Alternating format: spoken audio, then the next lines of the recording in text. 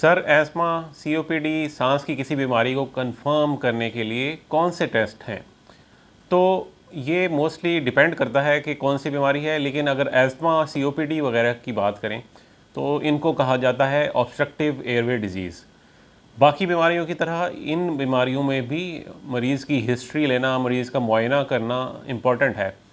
लेकिन एक टेस्ट जो कि इनको कंफर्म करने के लिए इस्तेमाल होता है उसको कहते हैं स्पायरोमेट्री। स्पायरोमेट्री एक सिंपल और बेसिक टेस्ट है, बहुत इजीली किया जा सकता है। 30 से 40 मिनट में ये टेस्ट मुकम्मल हो जाता है।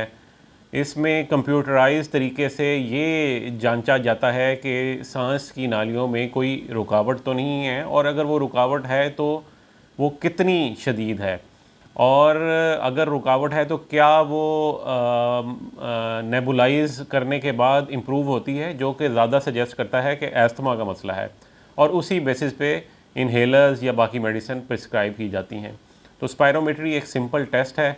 अगर आपको सांस का मसला है, दमे की शिकायत है, या सांस के दूसरे मसाइल हैं, बेशक आईएलडी, सीओपीडी, ब्रोंकिएक्टेसिस, इस तरह के और प्रॉब्लम हैं, तो स्पायरोमेट्री ज़रूर करवानी चाहिए।